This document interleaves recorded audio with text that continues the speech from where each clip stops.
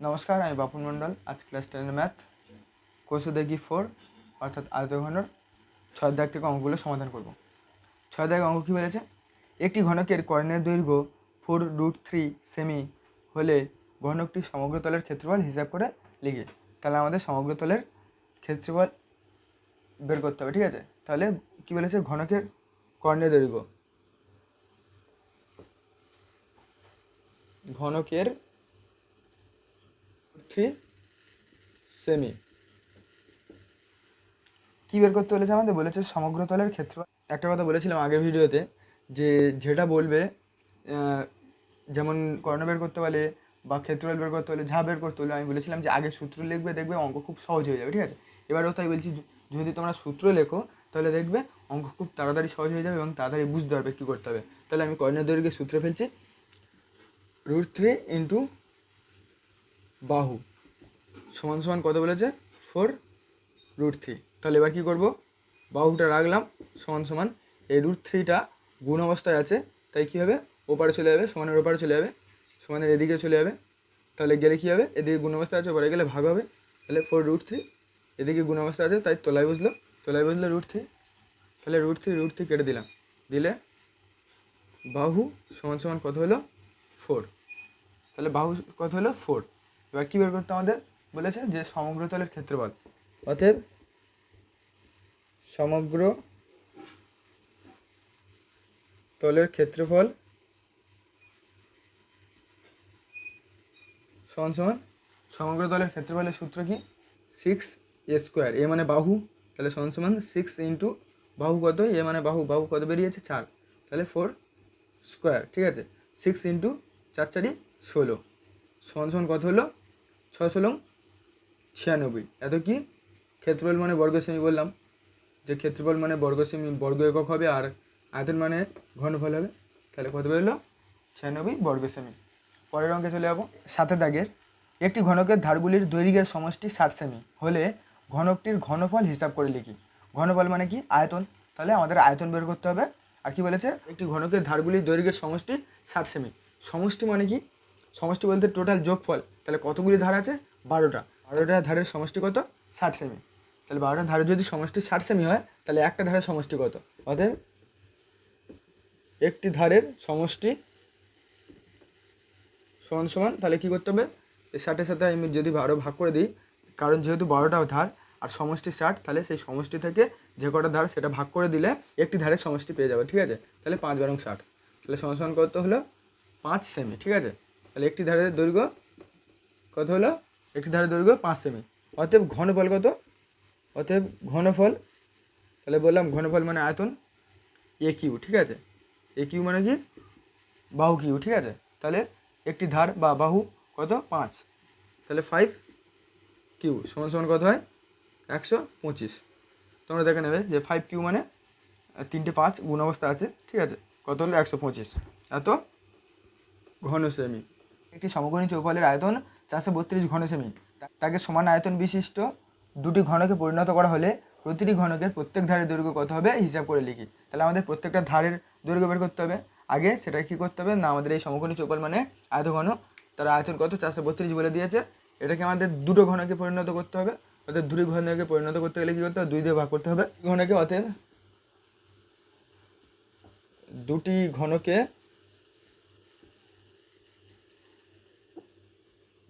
পরিণত করা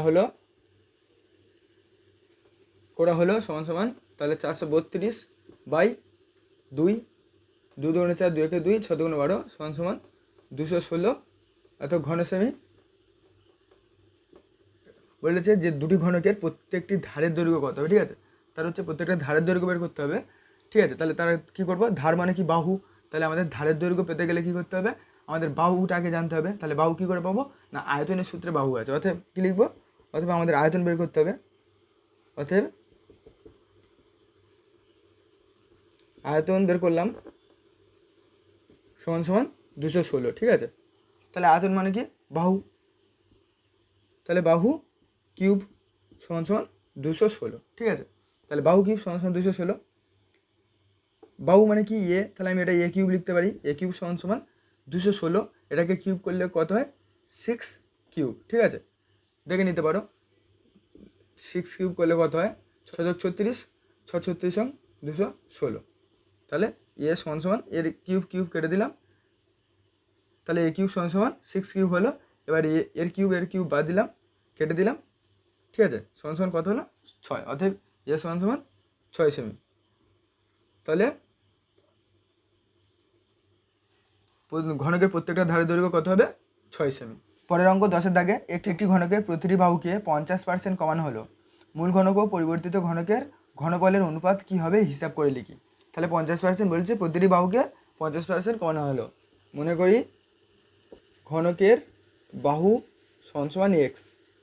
এবার এক্সটা কি, এটা হচ্ছে মূল ঘনক, এর হচ্ছে কি না 50%। অর্থাৎ ঘনকের প্রতিটি বাহুকে 50% কমানো হলো। তাহলে 50% কমানো যাক। তাহলে এক্স ইন্টু 50/100, 50% কমাতে গেলে তাহলে এক্সের সাথে 50/100 করতে হবে, ঠিক আছে, 50% যেহেতু, তাহলে একটা শূন্য কেটে দিলাম, 5 দিয়ে 5 2 10 সমান সমান x/2 এত একক হলো, ঠিক আছে, এত একক। এবার করতে বলেছে যে মূল ঘনক আর পরিবর্তিত ঘনকের ঘনফলের অনুপাত বের করতে বলেছে। মূল ঘনক আর পরিবর্তিত ঘনকের ঘনফলের অনুপাত বের করতে বলেছে। তাহলে অর্থাৎ মূল ঘনকের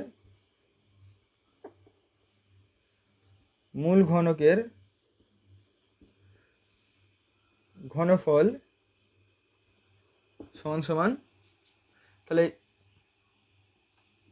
এ কিউব সমান সমান এ মানে কত এক্স, তাহলে কত হয় এক্স কিউব।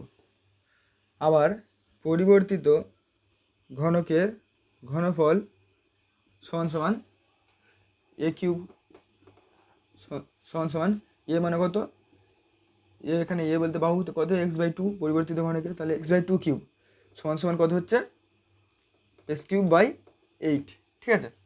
তাহলে এদের কী করতে বলেছে, এই যে মূল ঘনকের ঘনফল আর পরিবর্তিত ঘনকের ঘনফলের আমাদের অনুপাত বের করতে বলেছে। তাহলে অনুপাত বের করবো। অতএব মূল ঘনক ও পরিবর্তিত ঘনকের ঘনফলের অনুপাত। তাহলে অনুপাত বলতে এই মূল ঘনকের আয়তন ঘনফল আর পরিবর্তিত ঘনকের ঘনফলের অনুপাত বের করবো। তাহলে x³ x³/8। এটা দেখো, এটা হচ্ছে ইস্টু অনুপাতে আছে, এই অনুপাতের থেকে, ঠিক আছে, অনুপাত মানে ভাগ প্রসেসে আছে, ঠিক আছে, অনুপাত মানে ভাগ প্রসেসে আছে। এবার এটাকে যখন আমরা গুণ অবস্থায় আনলে তখন কী হয়, x³ নিচে চলে যায়, 8টা উপরে চলে যায়, ঠিক আছে, তাহলে উল্টে যায়, ঠিক আছে। তাহলে তখন কী হয়ে যায়, x³ কেটে গেল, সমান সমান 8 নিচে কিছু নেই মানে 1। তাহলে সমান সমান কত হলো, তাহলে সমান সমান কত হলো 8:1। তাহলে অনুপাত কত হলো 8:1, এটা হচ্ছে অ্যান্সার। পরের অঙ্কে চলে যাবো। তাহলে পরের অঙ্কে চলে যাবো 11 দাগে। একটি সমকোণী চৌপলাকারের বাক্সের দৈর্ঘ্য প্রস্থ ও উচ্চতার অনুপাত 3:2:1 এবং উহার আয়তন 384 ঘনসেমি হলে বাক্সটির সমগ্র তলের ক্ষেত্রফল কত হবে হিসাব করে লিখি।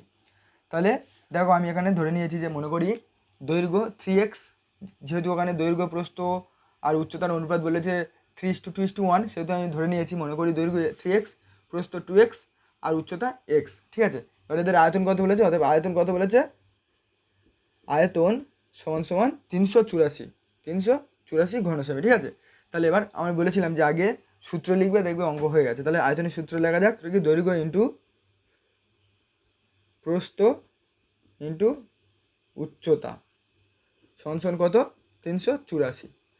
দৈর্ঘ্য কত, দেখো দৈর্ঘ্য বেরিয়ে যাচ্ছে 3x, ধরে নিয়েছি ওটা, প্রস্থ 2x আর উচ্চতা x সমান সমান 384।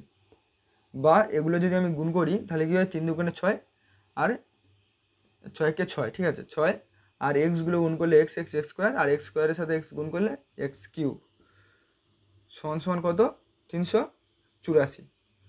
বা x³ সমান সমান এই 6টা x³ সাথে গুণ অবস্থা আছে, 6টা যদি ওইদিকে চলে যায়, সমানের ওইদিকে চলে যায়, তখন হচ্ছে কী হবে, এদিকে পাশে আছে অর্থাৎ গুণ অবস্থায় আছে, এগারোটা তোলা যাবে অর্থাৎ ভাগ অবস্থায় চলে আসবে। ঠিক আছে, তাহলে 6-এর সাথে কাটাকুটি করা যাক।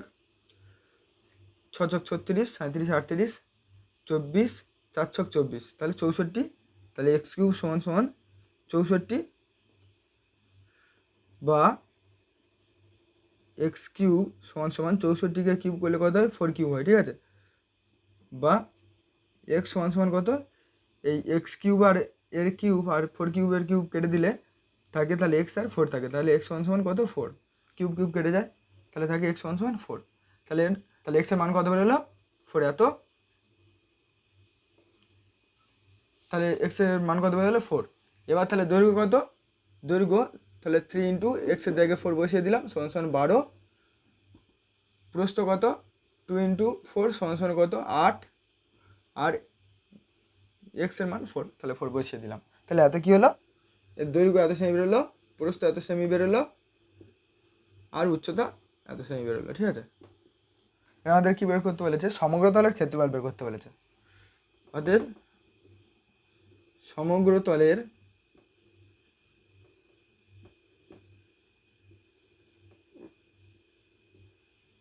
ক্ষেত্রফল, তাহলে সমগ্র তলের ক্ষেত্রফলের সূত্র কি, 2 ×